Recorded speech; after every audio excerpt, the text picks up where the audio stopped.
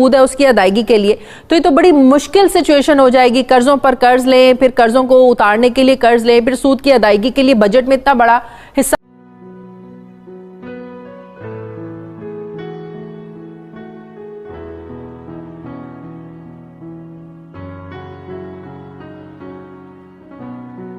बड़ा क्राइसिस है। इस पेंडेमिक में जाहिर से पूरी दुनिया निपट रही है। अब हमारे पास जो एक मुआशी चैलेंज है वो जरा मुख्तलिफ इस लिहाज से है कि जून में बजट आने वाला है और इतलात है कि पहले हफ्ते में बजट आ रहा है, लेकिन आईएमएफ के हवाले से जो खबरें आ रही हैं कि आईएमएफ ये दबाव डाल रहा है कि अगले माली साल के लिए 5100 अरब की टैक्स वसूलियां आईएमएफ चाहता है। और फिर यह भी मुतालबा है आईएमएफ का कि बजट खसारा जीडीपी का 0.4% मुकर्रर किया जाए और फिर इस बजट में सूद और कर्जों की अदायगी के लिए 2700 अरब रुपए मुख्तस किए जाए। डॉक्टर साहब, अगर 5100 अरब रुपए का आपने टैक्स हदफ हासिल करना है तो फिर उसके लिए 800 अरब के नए टैक्सेस भी आपको लगाने पड़ेंगे इसको अचीव करने के लिए, इस टारगेट को। कितना मुश्किल चैलेंज है डॉक्टर साहब। आपको पता है मौजूदा हालात में ऑलरेडी हमारी इकोनॉमी इतनी पिसकर रह गई है, लोगों के पास जॉब्स नहीं है, लोग बेरोजगार हो गए हैं, तो ऐसे में क्या लोग इन नए टैक्सेस का बोझ बर्दाश्त कर सकेंगे? यहाँ पर मैं सिर्फ ये कहूंगा, इस तरह तो होता है, इस तरह के कामों से इस तरह तो होता है, इस तरह के कामों में आप जब जाएंगे आईएमएफ में तो ये चीजें आपके साथ होंगी। आप बिल्कुल बाख्तियार नहीं है पॉलिसी बनाने में। जितनी वो लिवरेज दे दें वो उतना ही आप कर सकते हैं। कितने शर्म की बात है कि 200 मिलियन से ज्यादा वाला मुल्क, आबादी वाला मुल्क, एक न्यूक्लियर पावर आज अपनी माशी पॉलिसी नहीं बना सकता। उसको बताया जाता है कि आपने क्या क्या करना है, हम सिर्फ उनकी बातों पे इम्प्लीमेंट करते हैं। मेरे ख्याल में पाकिस्तानी बड़े खुश हो रहे होंगे इन सब चीजों से। जब मैं यही बात मैंने शुरू में कहा तो मैं अकेला खड़ा था।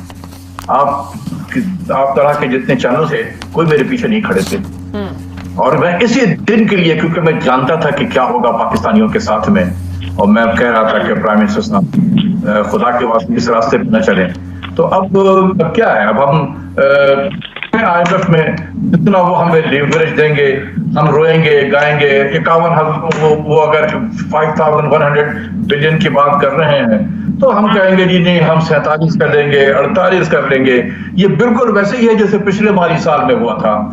ये वी स्टार्टेड विद 5503 बिलियन, उसके बाद फिर हुआ कि चलो 1203 बिलियन कर देते हैं। उसके बाद और डे 1 से मैं कह रहा हूं कि 4400 अरब अगर एफबीआर इकट्ठा कर ले तो मैं सबों को सलाम करूंगा जाके। लेकिन फिर आ गया कोरोना। मार्च से लेकर और जून के महीने में जो रेवेन्यू लॉसेस हैं डॉक्टर साहब, वो अब आईएमएफ को पता चल गया। डॉक्टर साहब, एक तरफ तो पाकिस्तान को कर्जे मुंजमद करने की सूरत में रिलीफ दिया जा रहा है, दूसरी तरफ मजीद बोझ डाला जा रहा है। मतलब एक तरफ से निकालो, दूसरी तरफ से उलझा दो। तो ऐसे में जो रिलीफ भी दिया जा रहा है, इसका कोई फायदा होगा फिर? देखें, अभी हुए नहीं है, अभी हमने अप्लाई किया, अभी बहुत सारी चीजें बहुत इसमें रास्ते में अभी है कि एक्चुअली इसमें हमें कितना बेनिफिट होगा। ठीक है ना? हाँ। हमने गलत जगह पे हिट किया है, गलत जगह पे। हमने G20 से बायलैटरल डेट से हमने रिलीफ मांगी है। पाकिस्तान का जो इशू है वो बायलैटरल डेट नहीं है, ये सिर्फ हमारे टोटल डेट एंड लायबिलिटीज का सिर्फ और सिर्फ 22% है। जो 55% से ज्यादा है वो है मल्टीलैटरल डेट। हमने किसी ने एक लफ्ज नहीं बोला मल्टीलैटरल डेट पे। अगर प्राइम मिनिस्टर के लेवल पे ये बातें अगर करनी थी तो ऐसे लेवल इस चीज की बात करनी होती कि जिससे कोई पाकिस्तान को ज्यादा बेनिफिट हासिल होता। हम कर्जों के हवाले से तो ऑलरेडी इतने ज्यादा ओवरबर्डन है, आप भी जानते हैं। अब हफीज शेख साहब कह रहे हैं कि हमें मजीद कर्जे चाहिए, वो मजीद कर्ज लेने की बात कर रहे हैं। पहले कर्ज हम उतार नहीं पाए हैं, पहले कर्जों को फ्रीज करने के लिए हम दरखास्तें डाल रहे हैं। जो बात अभी हम ये कर रहे हैं कि मजीद अगर हम कर्ज लेते हैं तो अगले सालों में कितने सालों तक हमें ये कर्ज उतारने पड़ेंगे, कितनी मुश्किल हो जाएगी। तो फिर तो हम ये कहेंगे कि पता नहीं कितने सालों तक हमें हर बजट में जो एक मखसूस हिस्सा जो है वो मुख्तस करना पड़ेगा कि कर्जों पर जो सूद है उसकी अदायगी के लिए। तो ये तो बड़ी मुश्किल सिचुएशन हो जाएगी। कर्जों पर कर्ज लें, फिर कर्जों को उतारने के लिए कर्ज लें, फिर सूद की अदायगी के लिए बजट में इतना बड़ा हिस्सा मुख्तस करना होता है। देखिए, आईएमएफ का प्रोग्राम है ही है इसी पर्पस के लिए कि आपको डेट ट्रैप में इतने डीप लेके आपको पहुंचा दिया जाए कि आप अगर जो कर्जा आप पे ड्यू है इसकी पेमेंट के लिए आपने फिर कर्जा लेना है। तो एक कर्जा लेकर अब जो कर्जा ड्यू हो रहा है उसको वापस करना है, तो इसको कहते हैं कि हम डेट ट्रैप में। IMF के प्रोग्राम ने इस डेट ट्रैप को और मजबूत कर दिया है। आप कहेंगे वो कैसे? हमने जो इंटरेस्ट रेट बढ़ाया था 6% से उठाकर हम ले गए 13.5% पे, और वहां बहुत अरसे तक रखा। हमें बताया गया कि इससे तो हम इन्फ्लेशन को कंट्रोल कर रहे हैं। मैंने बहुत सारे वो ग्राफ जो है चैनल्स में दे दिए हैं। ये मैं आपको बता रहा हूँ जुलाई 18 से लेकर और सितंबर 2019 के नंबर में आपको बता रहा हूँ, तो 50 अरब का हमने इंटरेस्ट पेमेंट बढ़ गया। अभी प्राइम मिनिस्टर जब बातें करते हैं कि देखिए हमारे पास तो रेवेन्यू इतना कम है कि हम तो इंटरेस्ट पेमेंट के बाद कोई नहीं है, तो मैं प्राइम मिनिस्टर से कहता हूँ कि सर इस चीज को बचाने के लिए अभी जो इंटरेस्ट रेट सिंगल डिजिट पे आया, क्या ये मजीद कम हो सकता है? मजीद ये पीछे जा सकता है? ये नंबर्स पीछे जा सकते हैं? अच्छा, ये जून तक ये इन्फ्लेशन जो है इस मुल्क में, तकरीबन जून जुलाई की बात कर रहा हूं, ये आ जाएगा कोई 6% के करीब। हमारा डिस्काउंट रेट स्टेट बैंक वो भी 6% अच्छा, डॉक्टर साहब अगर दुनिया की शरह नमू की बात की जाए तो इस पेंडेमिक के बाद ये कहा जा रहा है कि ये जीरो नेगेटिव पर जाएगी, जो कि कोरोना से पहले, इस पेंडेमिक से पहले ही शरह नमू 3.5-4% मतवक्के थी, जो कि बिल्कुल नॉर्मल था। अब कहा जा रहा है कि नेगेटिव में जाएगी। मैं डॉक्टर हफीज पाशा साहब को सुन रही थी, वो कह रहे थे कि मैंने कुछ रिसर्च किया, वो बताते हैं कि हमारी शरह नमू जो 2.5% थी इस पेंडेमिक के बाद ये मनफी होकर 6 से 7% नेगेटिव पर आ जाएगी। मतलब ये कि 1200 अरब रुपए की कौमी पैदावार में कमी हो जाएगी। ये पेंडेमिक के बाद की सूरत हाल बता रहे हैं। आप भी जानते हैं हमारे एक्सपोर्ट ऑर्डर्स कैंसिल हैं, हमारी फैक्ट्रीज 2 महीना बंद रही, यहाँ पर प्रोडक्शन हमारी हो नहीं सकी। तो ये जितनी एक्स्ट्राऑर्डिनरी सिचुएशन है, ये जो इतना नुकसान है, ये किस तरह और कितने अरसे में ये सब रिकवरी हो सकती है? मैडम जुलाई से लेकर फरवरी तक तो हम नॉर्मल हालात में थे ना। हाँ। ये तो मार्च 23 से, ये 20 मार्च से बाद में ये सारे जो है लॉकडाउन लोग जो शुरू हुए हैं, ये 20 मार्च के बाद की पैदावार है ना। तो ये 20 मार्च से आगे यानी कि 3 हफ्ते 20 मार्च के भी हो जाते हैं, तो आपके पास अप्रैल या जून, यही 3 महीने हैं ना। अप्रैल के महीने अगर मैं रेमिटेंस में देखूं तो 1% की कमी आई है, कोई खास तो कमी नहीं आई है। अप्रैल का महीना वो महीना है जहां से मिडिल ईस्ट में लॉकडाउन था बिल्कुल, तो भेजने उनको पाबंदी हो रही थी, लेकिन इसके बावजूद रेमिटेंस है उसमें बहुत मामूली सी कमी है, यानी 1.8 बिलियन आया है, जबकि पिछले साल इसी मुद्दे 1.9 आया था। तो क्या क्या मत टूट गई इसमें।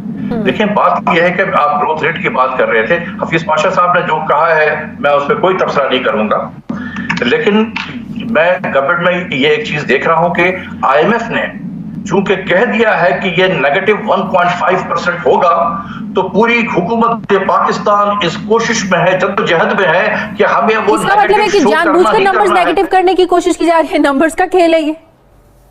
जी ये जानबूझ कर करेंगे।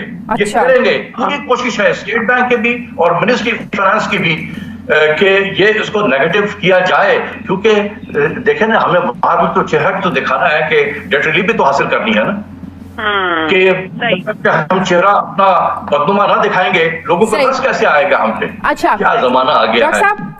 एक तो जो हमारी इकोनॉमी के हालात हैं ये एक तरफ, दूसरी तरफ इस एक्स्ट्राऑर्डिनरी सिचुएशन में जो प्राइम मिनिस्टर साहब बात कर रहे हैं कि दियामिर भाषा डैम तामीराती काम फौरी तौर पर शुरू किया जाए। आपको पता है कि साबिक चीफ जस्टिस साकिब निसार साहब ने इस मोहम्मद डैम और भाषा डैम की तामीर के लिए एक फंड कायम किया था, जिस पर शहरियों से चंदा जमा करने की अपील की गई थी।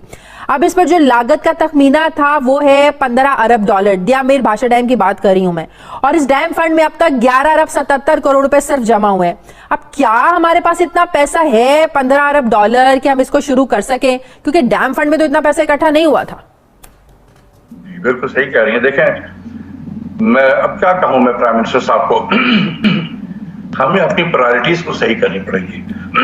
इस कोरोना की वजह से पहले ही हमारी इकोनॉमी जो है वो डाउनवर्ड ट्रेंड पे थी, और कोरोना ने उसमें फर्दर उसको एक्सेलरेट कर दिया, उसके डाउनवर्ड उसको जो डाउनवर्ड ट्रेंड को फर्दर एग्रीवेट कर दिया है। हमें कैसे अगले बजट में ये जो 2020-2021 का बजट है, ये क्या होना चाहिए? ये basically minimizing the cost of adverse cost of corona, किस तरीके से पाकिस्तान की इकोनॉमी को इस एडवर्स इंपैक्ट से बचाया जाए, इसको मिनिमाइज किया जाए। हमारे बजट का फोकस इस तरफ होना चाहिए। ना इतना ज्यादा हम टैक्स इकट्ठा कर सकते हैं। अगर ये 4200-4300 बिलियन हम इकट्ठा कर लें तो ये बहुत बड़ी बात होगी। जैसे मैं उस वक्त भी कह रहा था कि 55, जब सारी दुनिया 55 कर रही थी, 5500 अरब, तो मैं कह रहा था कि 44 हो जाए तो बड़ी बात हो। तो अभी भी मैं कह रहा हूं कि खुदा के वास्ते इस सब चक्करों में ना पड़े। अब